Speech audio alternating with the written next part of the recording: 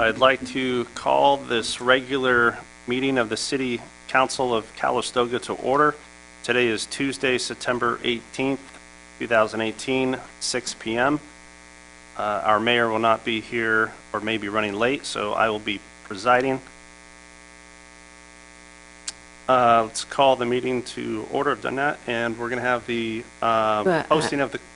Do a roll call first. Oh, roll call, please. Councilmember Lopez Ortega. Here. Councilmember Barnes. Here. Councilmember Kraus. Here.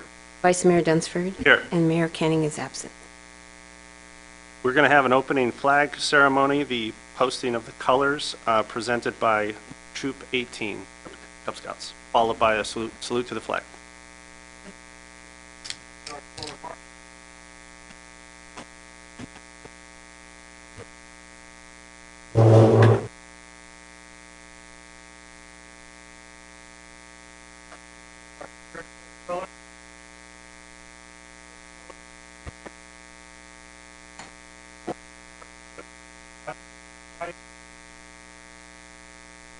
Pledge allegiance to the flag of the United States of America, republic for which it stands, one nation, under God, justice for all.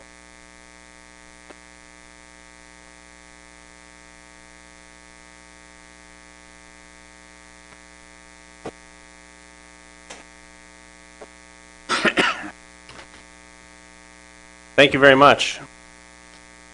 Well done. Appreciate that, guys. We did have a closed session item that we met on previously. There's no reportable action. It was regarding labor negotiations. Next item is oral communications. This time is set aside to receive comments from the public regarding matters on the consent calendar or matters of municipal concern not on the agenda. Is there anybody that would like to come up and address the council for oral communications? Seeing, yes, sir. Yeah. Dan Herndon, I'm Scoutmaster of Calistoga Troop 18. The reason why we're here is one of the requirements for being a scout or becoming an Eagle Scout is merit badges. And there's 3 that they're starting to work on: citizenship in the community, nation, world. One of the requirements was to attend a city council meeting, so hence that's why we're here tonight. We do like to maybe attend more meetings as necessary, and also be a little bit more active in the community. And that's our goal within coming years. They're coming age where you'll see us more. Hopefully, we do just have 2 scouts, but we're looking at getting a lot more. And so, we have some things planned up for this year: Christmas tree pickup, scouting for food. You'll see some flyers in November for that. We've been active for the last few years, but we want to become a little bit more active, and so hopefully you'll see us a little bit more working with some ceremonies around town and so forth like that. Also, we've put flags out for at the cemetery. We've been doing that every year as well, and so hopefully just trying to get the word out. So that's why we're here tonight, and hopefully we can come back, and hopefully in a few years these young men will come to you, request an Eagle Scout project. That's our goal here in a few years. So that's it. Thank you. Thank you. Thank you. You picked a short meeting. They're getting off easy tonight. Next item, adoption of the meeting agenda. So moved. Second. All those in favor say aye. Aye. Any opposed? That was an opposition, I think, in the back there. No, I think that was an aye. I think that was an aye. Council requests and ideas for discussion. Councilmember Kraus, do you have anything? Yes, I do have a request. In the past, we have received monthly activity reports from the planning department that includes building permits that have been issued and those kinds of activities. We also get some numerics from both the police department and the fire department. I haven't seen those reports in several months now, so I'd like to see that we get them. And that's it for me. Okay. Councilmember Ortega? Just to let you know that Mayor Canning and myself, we attended Rico City's conference last week. It was very educational. We went through a lot of workshops. There's too much information. In maybe the next meeting, I will do a full report. I did not have time over the weekend to do it, but I want to do it. And also, there is many programs, many grants that our city can apply to improve the quality of life of our residents. So I had more information that I will share with you next. The other thing is, I've been hearing a lot of complaints about the quality of water that we drink and that we shower and do laundry. And also the sewer system has a very strong smells through the toilets, through the laundry. So maybe we can get some information about what's going on there.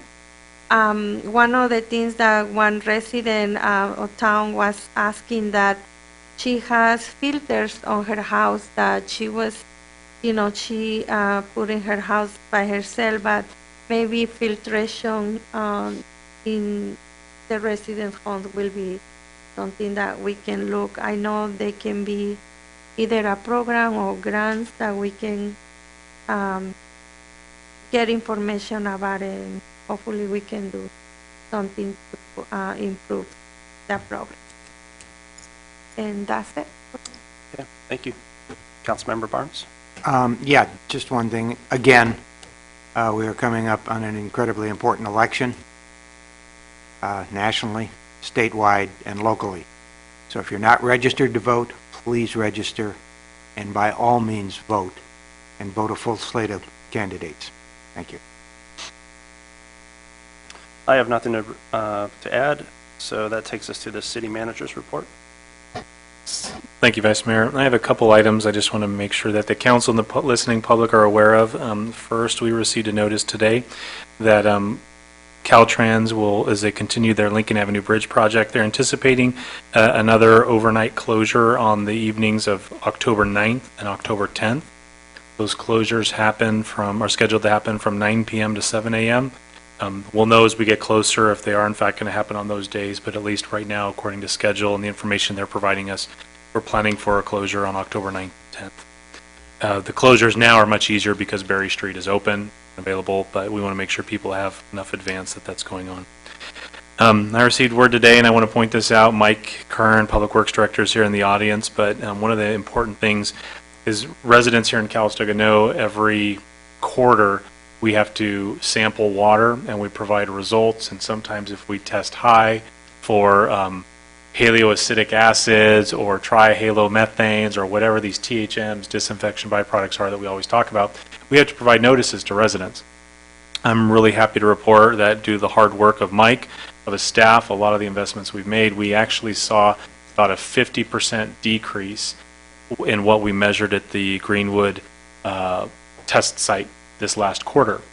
What that essentially does is it brings our reportable item down below the threshold. That is something we've constantly been struggling at trying to get to. And the staff, Mike, are very optimistic that they've found enough solutions, spent some money, made enough improvements to hopefully keep driving that number downwards. So at least in this next quarter, we're not going to have to issue notices to residents. The public notice that'll become available here soon is going to say that, hey, we're now below what's reportable to the State Water Board. So that's very exciting, and staff's going to keep working on making improvements to our system. Another item that I want to make everyone aware of, Pioneer Park. If you remember, in summertime, we completed an installation of an artificial lawn. We did approximately 8,800 square feet of the park, which is that primary area right in front of the gazebo. We allowed time for that to sit, to watch it. At the time, one of the oversights that was made is when the project was bid, it did not include 3 small sections of area right in front of Cedar Street. And so not wanting to interrupt the Concerts in the Park series, not wanting to interrupt any other events or activities happening over various weekends up until this point, we've held off on completing the rest of the park. The same company that did install the main portion is going to offer us about a 30% discount on the same rate that we received last time. So we're going to complete the rest of the park. It'll all be an artificial lawn park. To date, we've received compliments. There was concern initially about the condition of artificial lawn, of how it would fit in with the park, but everyone who's been using the park, the guests, those renting the park, have all reported that it's been great. They like the look of it. They like the feel of it. So we're very excited so far with the outcome of Pioneer Park. I was made aware as well. Thank you, Councilmember Iris, for bringing up issues of water complaints. First and foremost, to residents who are, smelling water or who taste difference in their water, please call Public Works. I think that's very important. Every item can be a different thing. There are times when we're demolishing the Phage Reservoir, which will have an impact downstream on our water system. There are times when a resident who doesn't normally reside here during the week comes home during the weekend. The water in the line has been stagnant for a week. They turn on their water and they're going to sense a smell or maybe a discoloration. There's a lot of issues which could come up and lead to these water quality issues, as we call it. So I've looked at 2018 complaints, and to date we've received 16 notifications from the public regarding water. It could be everything from smell, taste, odor. Someone doesn't believe there's enough chlorine in the water, whatever it is. One of the things important to me is that staff investigates these on the day that we receive the complaint, certainly by the day after, but in each report that I see, they're responding on the day of. One of the primary responses is we flush the lines and make sure that get the old water out, get the new water in, and that seems to address some of the problems. But with our system being as old as it is, we know what the water looks like up at Kimball Reservoir. We know how we're treating it. We know what's in it. By the time it gets down, the pipes goes through 80-year-old pipes that we're trying to replace. It could taste different. It could smell different. That's part of the process of replacing our pipe. So we continue to ask people to bear with us. And as you see tonight, this evening will be another approval of a project to replace a section of old pipe, which causes issues similar to Lake Street that we've done recently. Next up is Spring Street, and we'll keep marching along. The last item, which I won't go into details on, but it's just kind of a formal report to City Council. About a week ago today, the city took a code enforcement action on one of our businesses here in town. We've been working with that business owner to get the project into compliance. There's a lot of questions, a lot of concerns, a lot of people wondering what's going on, but just as many of us are aware of our code enforcement process, the city has to enforce our municipal code. When there are issues related to building code, fire code, or even our administrative code, their health and safety code. It could be a public works project. When we have concerns involving health and life safety, sometimes the city has to act and take a code enforcement action. We also address the nuisance code, so tall weeds, smells, cannabis, which we haven't had a code enforcement action to date. There are a lot of things which could come up which the city would enforce as part of its routine duties. So we're continuing to work with the property owner, the business owner, on this particular project. That's my full report tonight to the council. Thank you. Thank you. Next item, we have a presentation by Environmental Science Associates.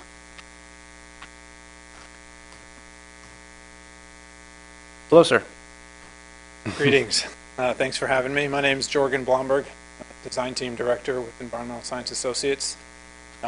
We are currently contracted to work with you here at the City of Calistoga on a couple really good projects. Mike had asked me to put together a little summary of the projects and the kind of nexus of integrated benefits that we're strategizing to bring these two projects together for. Two projects I'm going to talk about very briefly are the Riverside Ponds and Headworks project at the water treatment plant south of the city, and then Pioneer Park Bridge, pedestrian bridge project. Go to the next slide here. To work. I need some assistance here. Thank you. That skipped. Let's see here. Skipped twice. There we go. A little delay here. So Just a quick summary on the two projects. The Riverside Ponds and Headworks project is being driven primarily by a requirement for compliance with the cease and desist order from the Regional Water Quality Control Board.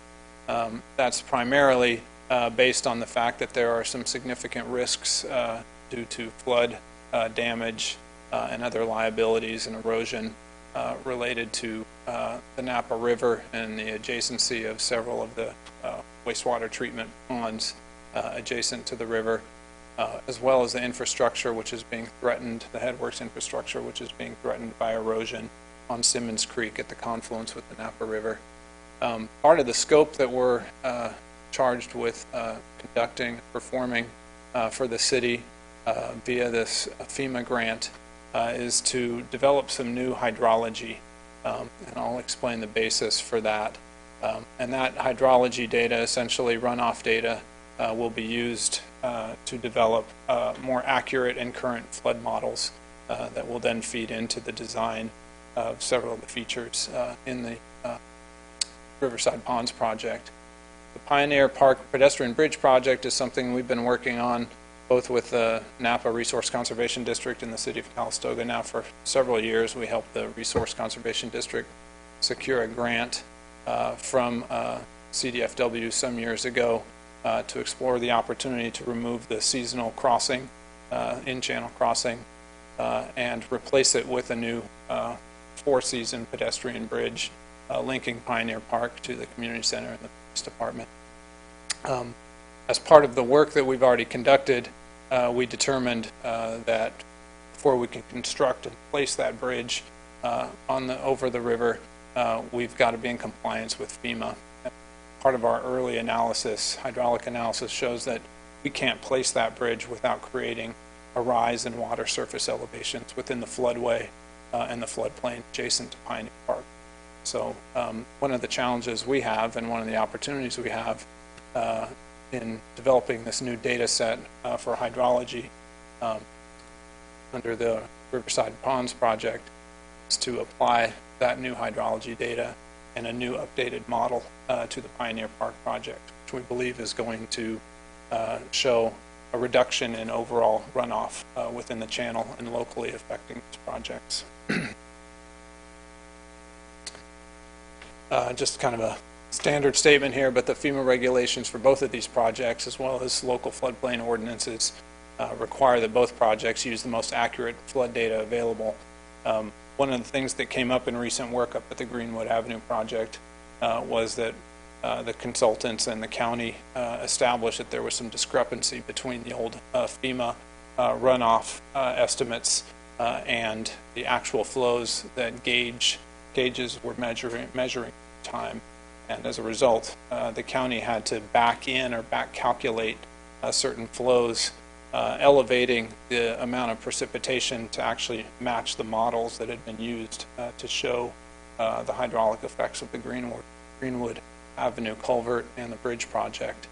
And as a result of that analysis and process, the data that was developed for that project seems to show that in fact the estimates that were used historically by FEMA for runoff are overestimating the flow that comes through the Napa River here in Calistoga.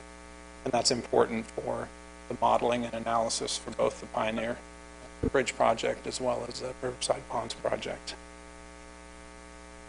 So part of the Riverside Pond project in the hydrology and hydraulics task is to develop a new updated flood model based on the new hydrology data that we will develop using current software HMS modeling.